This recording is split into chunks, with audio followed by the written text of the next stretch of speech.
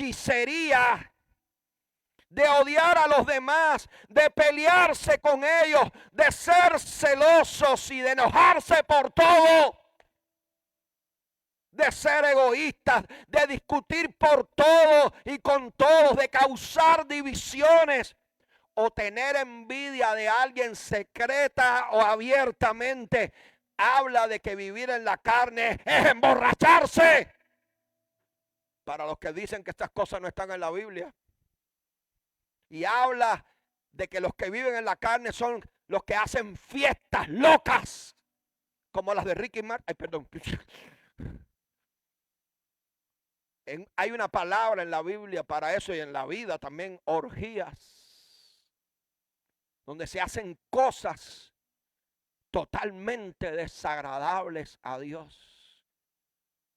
Y uno se pregunta, ¿acaso puede un cristiano de verdad hacer estas cosas, vivir de esta manera? Bueno, si Pablo lo está diciendo, por algo es. Es porque todavía en las iglesias de su tiempo, y ahora no también, hay gente que vive de esa manera. Sin embargo, Pablo en el texto de Gálatas termina diciendo que los que practican esas cosas, o sea, los que viven así, no heredarán el reino de Dios. Alabe. Así que tú puedes ser un cristiano carnal, pero hoy tengo que decirte que si tú eres un cristiano carnal, porque no has crecido en Cristo como tienes que crecer, tú no vas a heredar el reino de Dios. ¿Cómo Pablo sabía que algunos cristianos de Corinto eran así? ¿Cómo Dios sabe que algunos de nosotros somos así? Bueno, en el caso de Pablo, él lo dice en el texto. Pues habiendo entre vosotros celos, contiendas y disensiones, no sois carnales. Y andáis como hombre. Parece que en la iglesia de Corinto había su cosa. Andando en celos, en contiendas y disensiones, no son carnales. La versión Nueva Traducción Viviente, miren cómo lo traduce. ¿Acaso eso no demuestra que los controla su naturaleza pecaminosa? No viven como la gente del mundo. Wow. ¿Acaso no eran ellos así? Gente con celos o envidias. Gente en contiendas o lo que es lo mismo, en peleas y en discusiones constantes. Gente con la que no se puede hablar porque todo lo malinterpreta y de todo hace una tormenta. Gente en disensiones, dice la Reina Valera del 60. O sea, gente en desacuerdos o discrepancias tan fuertes que causan divisiones en el cuerpo de Cristo. Donde se siembra el chisme y se hacen comentarios a veces de las personas que son hirientes o burlones. ¿Acaso es posible que un cristiano haga esto? Bueno, pues parece que sí. Porque por algo Pablo le está diciendo casi lo mismo que dice Gálatas capítulo 5. Señales, escúcheme, señales inequívocas de inmadurez espiritual. De ser un cristiano carnal que aún no anda en el espíritu como debe andar todo cristiano. Alaba al Señor. En resumen, la peor señal de inmadurez no es creernos que ya no nos queda nada por conocer o que ya no nos hace falta nada más en nuestra vida cristiana o dejar que las cosas de esta vida y de este mundo maten nuestra hambre y nuestra sed de Dios, cosas que son realmente malas. Pero esa no es la peor señal de inmadurez. La peor señal de inmadurez es una vida que demuestra con sus palabras, con sus acciones y hasta con su forma de pensar que todavía se parece más al mundo que a Cristo, nuestro Señor. Porque la madurez no se demuestra con lo que sabemos, sino con lo que somos. ¿Me escuchó? La madurez no se demuestra con lo que sabemos, sino con lo que somos, cómo vivimos y cómo tratamos a los que nos rodean, empezando por la gente de nuestra propia casa y de nuestra propia familia y nuestros hermanos en la fe. Porque si entre nosotros no somos capaces de llevarnos bien, ¿qué vamos a esperar con la gente del mundo? Alabe. Hay frutas que por fuera parecen maduras. ¿A usted no le ha pasado eso? Y usted dice, ay, qué rica está. A mí me pasa con el aguacate, por ejemplo. ¿Verdad? Continuamente. Puede ser con una banana, ¿verdad? También. Por fuera parece bien madura, lista para comer, pero cuando usted la abre o está podrida o está verde.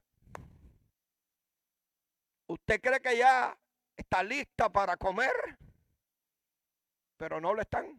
¿Sabe? Así pasa también con nosotros. Por fuera podemos parecer muy maduros.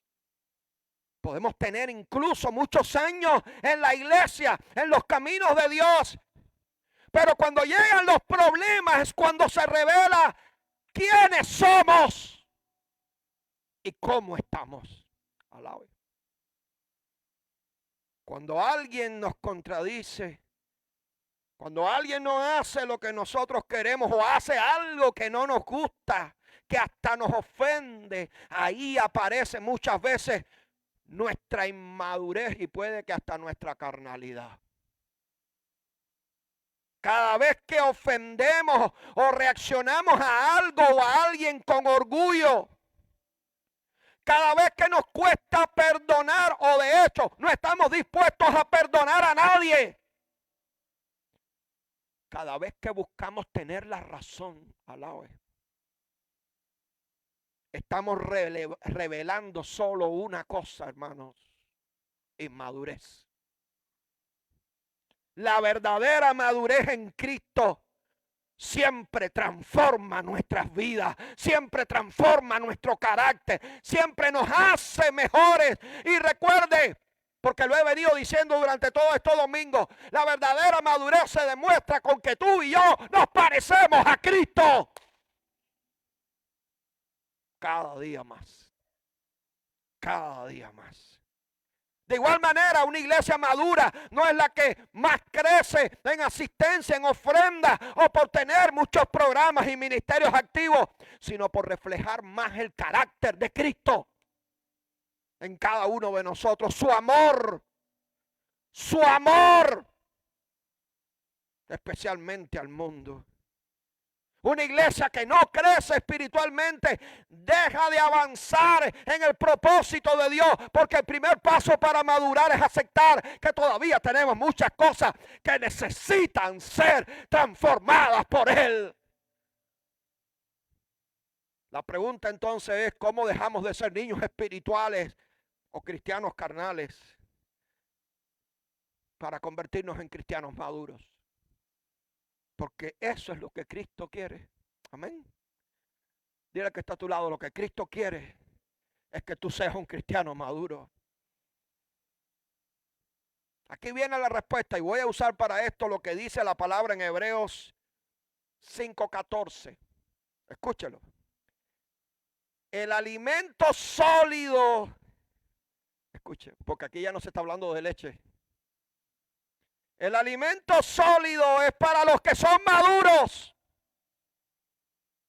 quienes a fuerza de práctica están capacitados para distinguir entre lo bueno y lo malo. Alabe lo que Él vive. Quienes a fuerza de práctica están capacitados para distinguir entre lo bueno y lo malo. Y mire que vivimos en un mundo que a lo bueno llama malo y a lo malo llama bueno. Alabe. Pero quiero que nos concentremos en esta frase que aparece aquí: el alimento sólido es para los que son maduros.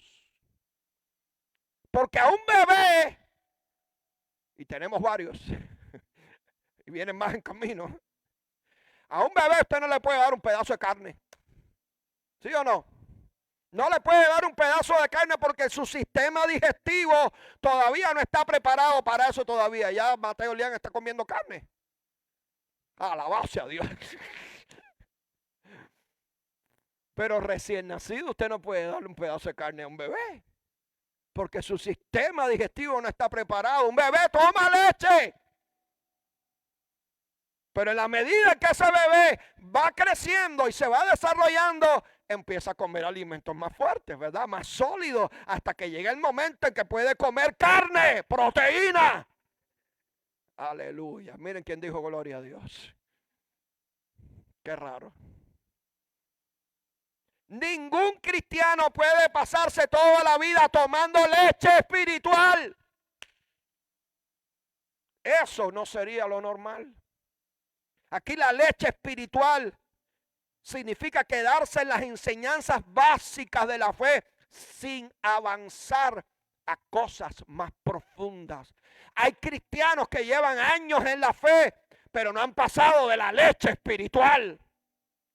Necesitan siempre que otros les expliquen, porque no saben, no tienen el conocimiento ni la madurez para entender las cosas de Dios, o para entender incluso la palabra de Dios. Necesitan también que otros oren por ellos, los animen y los levanten cuando están caídos, pero nunca lleguen al punto de dejar de ser niños espirituales que necesitan de cuidados todo el tiempo para convertirse en cristianos que ayudan, que cuidan, que alimentan a otros y que los guían hacia Cristo el Señor.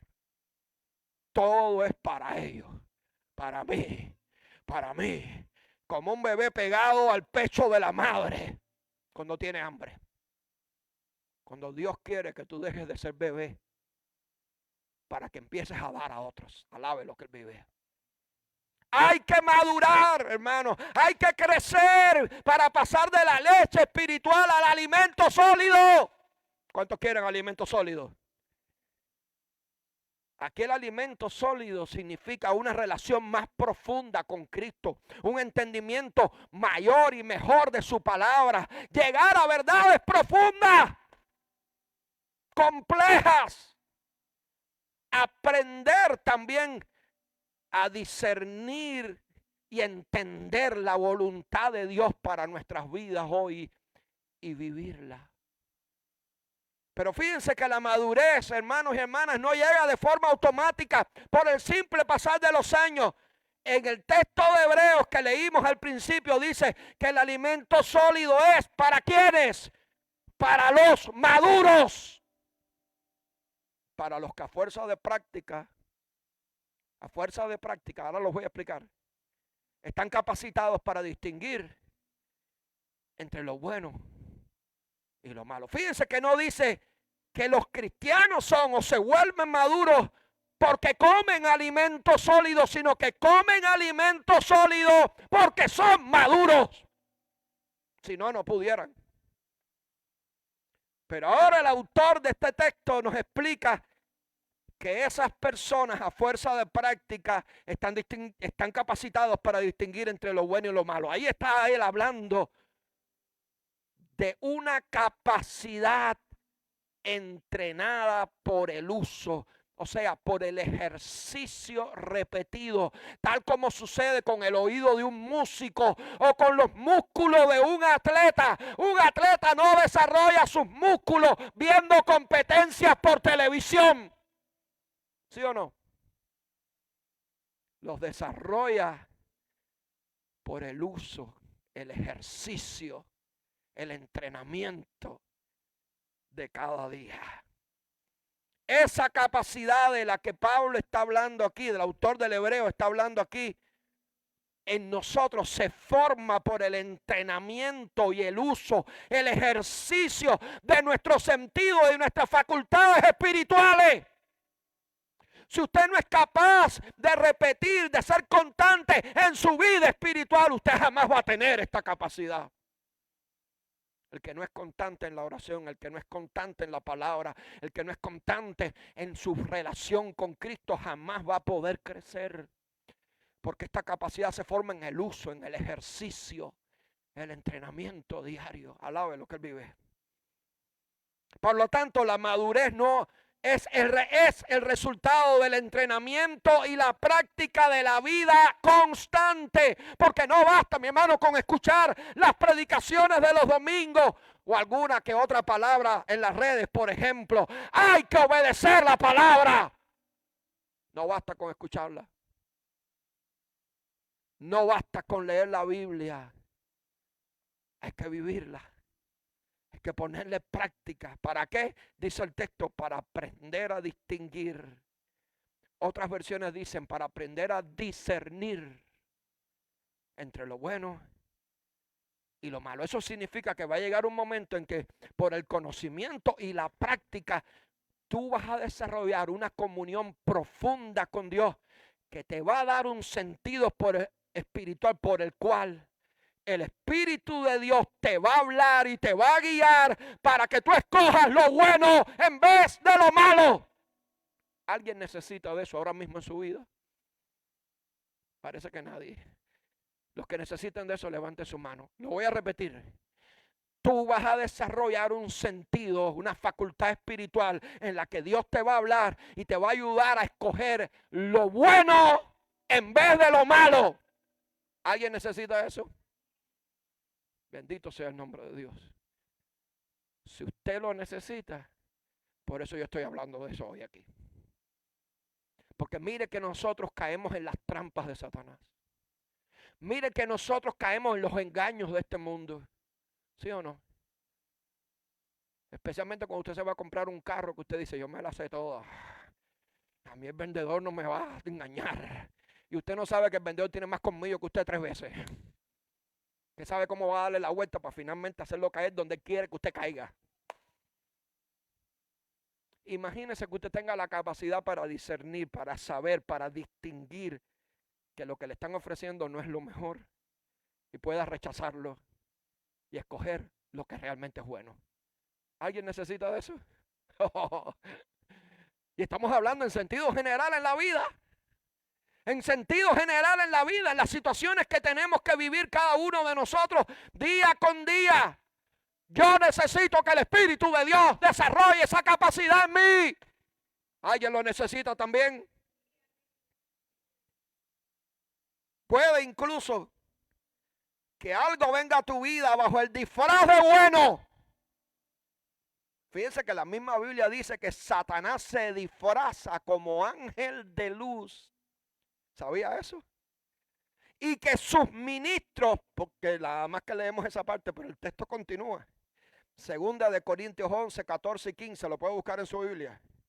Dice que Satanás se disfraza de ángel de luz y que sus ministros, o sea, los demonios, se disfrazan de ministros de justicia. ¿Qué está queriendo decir el texto? ¿Para qué Satanás se va a querer disfrazar de ángel de luz? Para engañar. Como el lobo se viste de cordero. Para engañar a los demás, a las demás ovejas.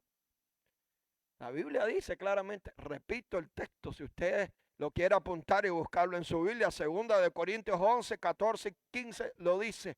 Satanás se disfrazan de ángel de luz y sus ministros de ministro de justicia con el propósito de engañar a los creyentes. ¿Cree usted que no necesita saber qué es lo bueno y qué es lo malo cuando Satanás venga disfrazado delante de usted? Para tratar de engañarlo y hacer que se pierda. Pues eso viene con el crecimiento y la madurez espiritual. El cristiano maduro no necesita que el pastor o alguien esté detrás de él todo el tiempo diciéndole que está bien y que está mal, resolviéndole los problemas de su vida. ¿Por qué? Porque ya ha crecido y ha entrenado su vida y su conciencia a través de la obediencia diaria. Por eso cuando se presenta una tentación, cuando en el trabajo tiene la oportunidad de hacer algo sucio o de mirar lo que no tiene que mirar, no necesita que alguien lo esté vigilando. Su sentido espiritual que ya está entrenado, rechaza lo malo y escoge lo bueno. Alábelo. Por eso, quizás lo que Dios nos esté preguntando hoy es qué tipo de alimento espiritual es el que estamos buscando y recibiendo. ¿Estamos aprendiendo a tomar decisiones guiadas por la palabra? ¿O son nuestras decisiones guiadas por nuestras ideas o nuestros impulsos? Qué lindo ese carro. Ese me lo llevo. Aunque después no tenga ni para comer el resto del mes. ¿Usted conoce a alguien que le ha sucedido eso? Ya estamos siendo capaces de ayudar a otros. ¿O todavía no? Porque ahí es donde está la señal de madurez en nuestras vidas. De igual manera, una iglesia madura no es aquella donde solamente se escucha la palabra, sino donde la palabra produce cambios en nosotros. No queremos ser solo personas que vienen aquí cada domingo al culto, sino discípulos que viven de lunes a sábado lo que aprenden el domingo. Queremos ser creyentes que puedan sostener a otros, orar por otros, enseñar a otros, mostrar a Cristo con nuestra vida, porque una iglesia que crece espiritualmente es una iglesia que impacta a su comunidad. Pero para lograr eso, para llegar ahí, hay que hacer como Pablo. Lo dice el texto de Efesios que leímos al principio. Y voy a resumir ahí lo que Pablo dice con mis palabras. Él dice ahí, Efesios, Filipenses mejor dicho. Yo no lo he alcanzado todo, ni he llegado aún a la meta. Pero concentro mi energía en solo una cosa. Olvido el pasado y fijo la mirada en lo que tengo por delante. Y así avanzo hacia la meta para ganar el premio al que Dios nos llama desde el cielo por medio de Cristo Jesús. Escuche, fijo la mirada, y este es mi último punto ya. Fijo la mirada en lo que tengo por delante y así avanzo. ¿Cuántos quieren avanzar en su vida? Escuche lo que Pablo dice. Fijo la mirada en lo que tengo por delante y así avanzo. Recuerden que quien está hablando aquí es nada más y nada menos que el apóstol Pablo. Después de Cristo probablemente no hubo sobre esta tierra un hombre más fiel, más fervoroso, más entregado, más sacrificado, más parecido a Cristo que Pablo. Esta misma carta a los filipenses es muy probable que él la haya hecho ya desde la prisión, ya desgastado, ya entrado en años. Pero ¿quién podía compararse a Pablo? ¿Acaso alguno de nosotros puede compararse a él? Su currículum, pudiéramos decir, es casi perfecto. Pero miren lo que él se niega a decir. Él se niega a decir, ya llegué, ya lo logré. Aún estando en la cárcel, aún después de haber fundado muchas iglesias, aún después que mucha gente conoció a Cristo por medio de él, Pablo se niega a decir, ya llegué, ya lo logré. Y esto es realmente impresionante. Mientras otras personas se hubieran retirado ya satisfechas, Pablo no. Él seguía corriendo, aún en la cárcel. Él seguía luchando por Cristo, su Señor. Para los que no lo saben, aún en la cárcel, allá en Roma, porque Pablo tuvo que viajar hasta Roma, y allá fue primero, según los historiadores y según los eruditos bíblicos, tuvo como una especie de reclusión domiciliaria, estuvo preso en una casa y después lo llevaron literalmente a la cárcel. Pero ¿sabe qué? En la cárcel hubo gente que se convirtió a Cristo por la palabra y el testimonio de este hombre de Dios. Aún en la cárcel Pablo no paraba de hablar de Cristo. Aún en la cárcel, ¿recuerdan cuando fueron encarcelados y los pies en el cepo y estaban alabando al Señor y las cadenas se soltaron? Así era Pablo. Así era Pablo. Yo se los he dicho muchas veces. Hay un texto medio perdido en la escritura donde Pablo le dice a los cristianos: los de la casa del César os saludan. Y uno se pone a leer y dice: los de la casa del César, ¿de quién está hablando? Probablemente aún en el palacio del emperador romano, allí en esa casa, entre la gente que servía o entre la gente que había allí, Pablo probablemente allí tenía un grupo de cristianos. Le fundó al César una iglesia prácticamente a sus narices. ¿Alguien alaba al Señor? Qué atrevido era este hombre. Preso, a punto de dar su vida, se negaba a decir: ya llegué, ya lo logré. Él seguía luchando, él seguía corriendo, él seguía trabajando para Cristo. Así quiero hacer yo hasta el último día de mi vida. Que cuando Dios me recoja así, trabajando para Él. Bendito sea el nombre del Señor. Cuando Él dice aquí: olvido el pasado, no está renegando de las glorias y las experiencias que vivió al lado de su Señor desde el día que se convirtió a Cristo. Lo que está haciendo es negarse a seguir viviendo en Él, a quedarse estancado en el pasado, a no permitir que ese pasado controlara o dirigiera su presente. Sí, lo pasado para Él fue bueno, fue hermoso, fue glorioso, pero delante había más cosas por hacer. ¿Entiendes? Delante de Él había un camino que recorrer, había más metas que alcanzar, había más vidas a las que llegar con el mensaje de salvación en Cristo el Señor. No es lo que dejé atrás, es la meta que tengo por delante. Si un corredor en medio de la carrera se pone a mirar atrás, ¿qué usted cree que va a suceder? ¿Usted ha mirado las carreras? Yo soy fanático de las carreras, me gusta el atletismo, me encanta los 100 metros, los 200, los 400, los veo todos. Me encanta. Si un corredor en medio de una carrera se pone a mirar atrás, ¿qué usted cree que suceda? Probablemente se caiga, pierda la carrera y ni llega a la meta. Un corredor no puede hacer eso. Por eso los corredores miran siempre hacia adelante. Los ojos, ¿dónde? En la meta. Escúchame, mi hermano, lo que Dios tiene para ti y para mí, lo que Dios tiene para esta iglesia, alábalo, está adelante. Nunca está detrás. Lo que pudimos haber vivido atrás a lo mejor fue hermoso y fue glorioso, pero hay metas adelante, hay una meta adelante.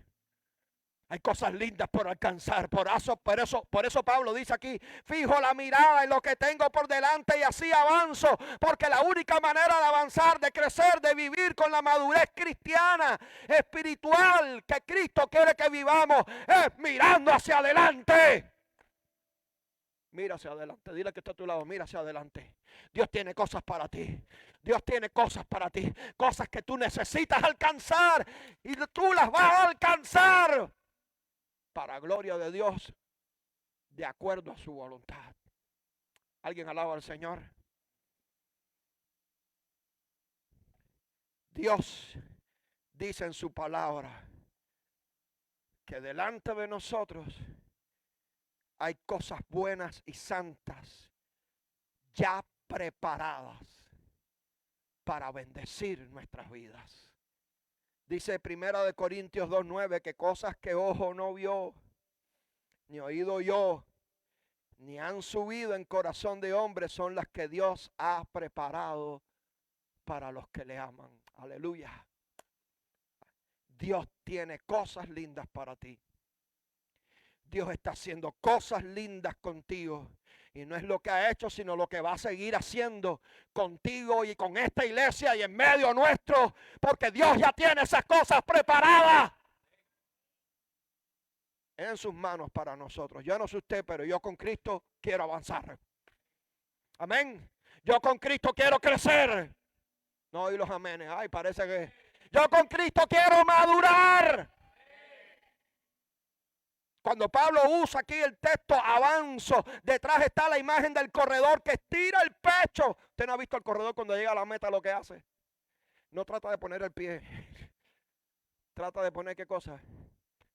El pecho. De hecho, cuando hay una decisión en una carrera, porque las dos personas llegan prácticamente iguales y se saca lo que se llama el photo finish. Y es una foto para ver quién llegó primero, no con el pie, sino con el pecho. Eso está en las reglas. Lo que está detrás cuando Pablo dice yo avanzo es la imagen de ese corredor avanzando a la meta. Todo estirado hacia adelante para poder ganar la carrera. Alábelo. Bendito sea el nombre del Señor. Porque sabe que ahí en la meta le está esperando un premio. Hubo un personaje en la historia que se llamó William Wilberforce, que fue la persona que más luchó por abolir el comercio de esclavos en la Inglaterra del siglo XVIII. William Wilberforce presentó en 1789 por primera vez un proyecto en el Parlamento británico luchando por la abolición de la esclavitud y le fue negado. Durante casi 20 años, año tras año, él presentaba el proyecto y siempre le era negado una y otra vez. Así que William Wilberforce muy bien pudo haberse conformado con ser reconocido como un buen cristiano e incluso hasta como un buen político, pero eso no era lo que él quería. Él siguió estirándose hacia la meta. Una meta que no vería completa, sino hasta el final. El proyecto de abolición de la esclavitud se aprobó en 1807. Y la abolición total de la esclavitud en el Imperio Británico se firmó apenas 3 días antes de su muerte en 1833. Fíjense cuántos años transcurrieron él peleando por llegar a la meta, estirándose por llegar ahí hacia ese propósito que él entendía era un propósito bueno y santo de Dios. Y lo logró. Lo logró porque se estiró hasta la meta. Lo logró porque no dejó que nadie lo desanimara. Lo logró porque una y otra vez insistió, entendió lo que Pablo describe aquí como la madurez. Que no se mide por lo que uno ha logrado, sino porque avanzamos y nos seguimos estirando hacia adelante hasta llegar a la meta. Te pregunto, ¿tú tienes cosas en las que necesitas avanzar en tu vida? ¿Sí o no? Dios quiere que tú avances. Tú tienes que estirarte hacia la meta. Él quiere también que esta iglesia avance, que esta iglesia crezca y se fortalezca, se vuelva aún más madura espiritualmente hablando. Nosotros tenemos que esforzarnos en la carrera. Todavía hay mucha gente para alcanzar para Cristo, amén. Todavía hay muchas familias que restaurar. Todavía hay muchas personas que arrancar de las garras de los vicios y de Satanás. Todavía hay muchos discípulos que formar y vidas que transformar por el poder de Dios. Todavía hay mucha gente a la que levantar del suelo, a la que hay que animar, a la que hay que dar fe, esperanza, amor. Todavía hay mucho terreno por conquistar para Cristo. La meta no está detrás, está delante. Alábelo. Vamos a avanzar hacia ella. Y dejémonos de toda bobería, de toda superficialidad, de toda inmadurez. Si el pastor me miró o no me miró, importa eso. Bueno, ¿acaso el pastor no puede tener un día también mal? No, parece que no, el pastor es... Que yo sepa, no le he negado nunca a nadie el saludo. Por si acaso te saludo, mi hermana. Aleluya, aleluya. Dejémonos de esas superficialidades como las que hemos dicho aquí, todos estos cristianos que presentamos aquí delante de ustedes hoy. Porque hay una meta mucho más gloriosa. Y la que Dios quiere que nosotros avancemos y nos estiremos y luchemos. Para que muchas personas que están a nuestro alrededor sepan que Cristo está vivo. Que Él es el camino, la verdad, la vida, lo que realmente necesitamos. Que nada puede llenar este corazón sino solo Él. Bendito sea el nombre de Dios. Busquemos, hermanos, crecer en todo hasta alcanzar la madurez que necesitamos. Dejemos de parecernos al mundo y busquemos parecernos cada día más a Cristo. Dejemos la leche espiritual y entremos al alimento sólido de las verdades profundas de Dios. Y fijemos sobre todo la mirada en Cristo y en la meta, en las cosas que Dios tiene por delante. Porque lo que Dios tiene por delante para ti y para mí y para esta iglesia es glorioso. Y a su nombre. Si hay algo que no te está dejando crecer ni avanzar, suéltalo hoy aquí en la presencia de Dios. Amén. Let it go. ¿Lo quieres soltar? Lo que no te esté dejando avanzar. Si lo quieres soltar, ponte de pie en esta hora en la presencia de Dios. Si todavía reconoces que hay mucha inmadurez en ti porque reaccionas a veces en la carne, peleando, teniendo celos de otros, enojándote por cualquier cosa, reaccionando a algo o a alguien con orgullo o con autosuficiencia y quieres salir de ahí, ponte de pie, por favor. Si estás decidido a fijar tus ojos en Cristo y extenderte hacia la meta que tienes por delante y avanzar, el que quiera avanzar en Cristo, póngase de pie en esta hora y dígaselo al Señor. Yo quiero avanzar. Yo quiero avanzar. Yo quiero crecer. Yo quiero entrar en las cosas profundas de Dios. Yo quiero comer alimentos sólidos. No me conformo con la leche, quiero más. Dile a Cristo en esta hora, quiero más. Necesito más. Necesito más. Dame más. Porque yo quiero con lo que tú me des darlo a otros. Ser un instrumento de tu bendición, de tu amor, donde quiera que yo esté.